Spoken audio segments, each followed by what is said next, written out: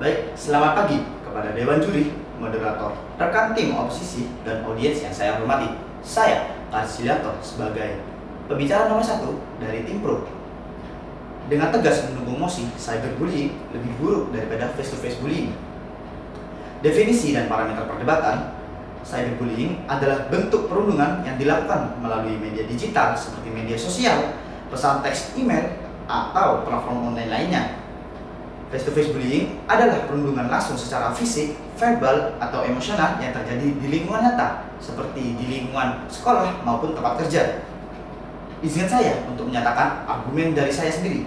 1. Cyberbullying dapat terjadi di mana saja dan kapan saja. Ini terbukti bahwasanya cyberbullying tidak ada batasan waktu dan ruang. Berbeda dengan face-to-face bullying yang biasanya terjadi di tempat tertentu seperti sekolah atau tempat kerja, korban cyberbullying tidak memiliki tempat aman karena pelaku dapat mengakses korban melalui perangkat digital kapan saja. Fakta pendukung yang saya peroleh dari Pew Research Center 2022 menunjukkan bahwa lebih dari 59% remaja yang mengalami cyberbullying merasa sulit untuk melarikan diri dari perundungan karena sifatnya yang terus-menerus. Pelaku cyberbullying seringkali menggunakan identitas palsu atau anonim. Hal ini meningkatkan rasa takut, ketidakberdayaan korban karena mereka tidak tahu siapa yang menyerang mereka. Sebaliknya, pada face-to-face bullying, korban biasanya mengetahui pelakunya dan dapat mencoba mencari bantuan langsung dari orang lain di sekitarnya. Cyberbullying memiliki potensi untuk menyebar lebih luas dan lebih cepat melalui media sosial. Misalnya, penghinaan atau foto memalukan yang diunggah di media sosial dan bisa dilihat oleh ribuan orang dalam hitungan menit, menyebabkan rasa malu yang jauh lebih besar dibandingkan bullying langsung. Data pendukung yang saya oleh dari UNICEF 2021, lebih dari 70% korban cyberbullying melaporkan bahwa konten yang menghina mereka tetap tersebar di internet, bahkan setelah dilaporkan. Cyberbullying sering dikatakan dengan risiko gangguan mental seperti depresi, kecemasan, hingga paling parahnya yaitu bunuh diri. Berbeda dengan face-to-face bullying yang meskipun memang menyakitkan, biasanya memiliki batasan tertentu karena terjadi di lingkungan fisik. Contoh nyatanya seperti kasus Amandato pada tahun 2012 adalah salah satu bukti tragis dari dampak cyberbullying, di mana ia mengakhiri hidupnya setelah mengalami perundungan online yang tiada hentinya. Pada face-to-face bullying, korban biasanya memiliki sanksi atau orang di sekitarnya yang dapat membantu. Sebaliknya, dalam kasus cyberbullying, korban seringkali merasa sendirian karena serangan terjadi di dunia digital yang mungkin tidak diketahui oleh keluarga ataupun teman mereka. Kesimpulan dari argumen saya yang akan saya berikan adalah jelas bahwa cyberbullying lebih buruk daripada face-to-face bullying dengan sifat yang tidak terbatas oleh ruang dan waktu, anonimitas pelaku, penyebaran yang lebih luas, serta dampak psikologis yang lebih parah. Cyberbullying membawa ancaman yang jauh lebih besar bagi korban. Baik, seperti itu dari argumen saya dari pembicara Pro nomor 1. Kurang lebihnya, mohon maaf. Bangga tim Pro. Terima kasih. Baik, terima kasih. Selamat pagi Bapak Ibu Dewan Juri. Mohon izin saya Muhammad Teguh Maridani ingin menyampaikan hasil diskusi saya dengan rekan-rekan saya bahwa cyberbullying itu lebih kejam dari face-to-face bullying. Jadi, salah satu perbedaan utama antara cyberbullying dan face-to-face bullying adalah anonimisasi yang diberikan oleh internet. Pelaku dapat menggunakan akun palsu atau samaran untuk menghindari identifikasinya. Hal ini memungkinkan mereka untuk melakukan tindakan yang lebih kejam dan lebih tragis tanpa merasa bertanggung jawab atas perbuatan mereka. Anonimitas ini membuat pelaku merasa bebas dari konsekuensi langsung yang biasanya terjadi dalam face-to-face bullying. Saya setuju apa yang dikatakan tim pembicara Pro 1. Cyberbullying tidak terbatas oleh waktu atau tempat. Pelaku bisa mengirimkan pesan atau komentar berbahaya kapan saja dan di mana saja. Dalam bullying face-to-face, korban bisa menghindari perundungan tersebut dengan meninggalkan tempat atau suatu tertentu, misalnya sekolah, tempat kerja, dan tempat umum lainnya. Namun, cyberbullying bisa terus berlanjut 24 jam per 7 di platform media sosial, forum, online, atau aplikasi pesan, membuat korban merasa terperangkap dan tidak bisa melarikan diri.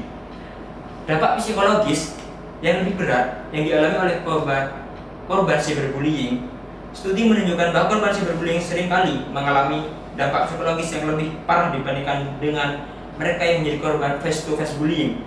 Karena bentuk pelecehan ini sulit untuk dilupakan dan bisa tersebar lebih luas. Korban seringkali merasa malu dan terisolasi, rasa takut dan cemas menjadi bagian dari kehidupan mereka sehari-hari. Dan banyak mereka yang tidak ada tempat yang nyaman dan aman. Beberapa dampak psikologis dari cyberbullying meliputi depresi. Korban sering merasa tertekan dan terisolasi, bahkan mereka tidak berguna dan tidak berharga lagi.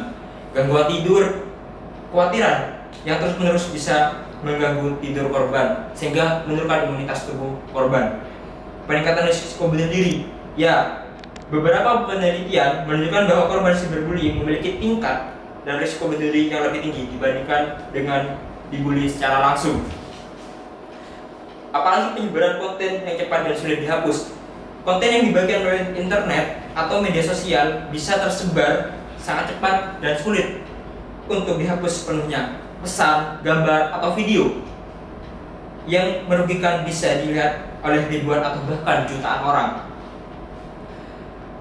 Tergantung pada platform yang digunakan, bahkan jika konten tersebut dihapus, jejak digitalnya seringkali masih bisa ditemukan melalui pencarian online atau arsip digital lainnya.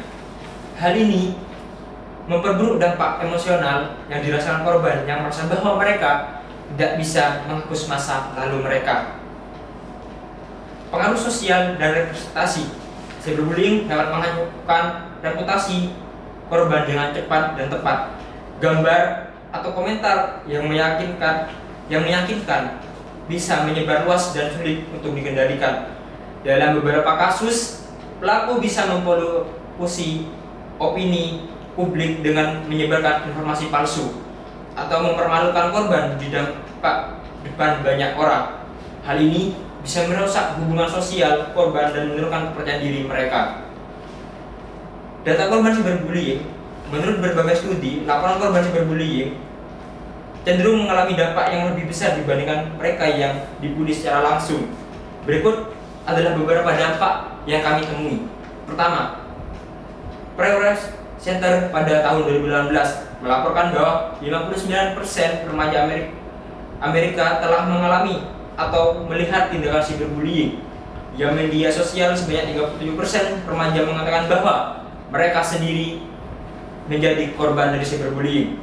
Laporan dari Cyberbullying Research Center 2020 menunjukkan bahwa lebih dari 33% remaja dan lebih di 10% dari semua anak di bawah usia 18 tahun telah menjadi korban cyberbullying. Dan juga ada dampak psikologisnya. Dari National Center Education melaporkan bahwa 1 dari 5 siswa Amerika Serikat, 19%, menjadi korban cyberbullying. Korban cyberbullying ini melaporkan tingkat kecemasan, depresi yang lebih tinggi dibandingkan dengan mereka yang tidak dibully. Sebuah studi yang diterbitkan dalam Journal of Youth and Adolescence 2018 menemukan bahwa korban cyberbullying memiliki kemungkinan lebih besar untuk mengalami gangguan emosional dan psikologis, termasuk kecemasan, depresi, dan dibandingkan dengan pelaku bullying secara langsung. Dari respon terhadap cyberbullying, banyak korban cyberbullying yang tidak melaporkan pengalamannya mereka kepada orang dewasa karena takut atau merasa malu. Laporan dari Cyberbullying Research Center menunjukkan bahwa hanya sekitar 30-40% saja yang melaporkan perundangan online mereka ke orang tua atau pihak berwenang. Bapak Ibu Dewan Juri, sungguh kejamnya dampak cyberbullying ini dibandingkan dengan face-to-face bullying. Di sini saya menyimpulkan cyberbullying lebih kejam dan lebih sadis dibandingkan face-to-face bullying. Saya bangga tim Pro. Terima kasih. Selamat pagi Dewan Juri yang saya hormati. Saya Elisardo Trevoris Jevon Hartoyo sebagai pembicara 3 sekaligus penutup debat kita kali ini. Mohon izin untuk menyampaikan kesimpulan diskusi kita kali ini. hampir dalam segala aspek, cyberbullying memiliki dampak yang sangat buruk bagi korban cyberbullying. Dari pembicara pertama dijelaskan, cyberbullying memiliki efek yang sangat merusak dibanding bullying face to face. Anonimitas pelaku memberikan kekuatan yang sangat besar terhadap pelaku karena tidak ada lagi konsekuensi yang diterimanya secara langsung, yang membuat pelaku dapat membuli sang korban dengan lebih kejam dan tanpa empati. Ditambah lagi, cyberbullying dapat terjadi di mana dan kapan saja. Diperburuk, penghinaan melalui media sosial dapat banyak dilihat oleh semua orang. Bahkan, tidak jarang orang yang melihat postingan tersebut juga ikut membuli sang korban. Ditambahkan oleh sang pembicara kedua memberikan bukti bahwa cyberbullying lebih merusak dalam hal psikologis. Bahkan, cyberbullying lebih sulit diatasi dan lebih sulit untuk ditanggulangi. Pelaku lebih sulit diidentifikasi, sulit bagi korban mendapatkan dukungan, penyebaran yang cepat dan sulit dihapus, membuat korban terjebak dalam situasi yang tidak dapat ia hindari. Bahkan, sang korban akan merasa sangat takut untuk meminta pertolongan dari pihak luar. Dan semua itu biasanya berlangsung lebih lama dibandingkan face-to-face bullying.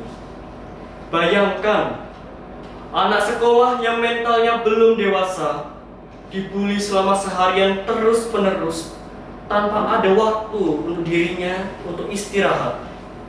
Diperparah, semua orang dapat ikut membulinya tanpa mengetahui situasi yang sebenarnya terjadi. Dan semua yang membulinya itu sulit untuk diidentifikasi. Anak-anak dibully oleh orang asing secara terus-menerus. Sang pelaku sulit diidentifikasi, dan semuanya itu ia tanggung sendirian karena ia merasa takut untuk meminta pertolongan. Jadi, tidak ada alasan lagi bukan untuk meneruskan cyberbullying. Mari kita hentikan cyberbullying sekarang juga. Kurang lebih sekian debat dari kami.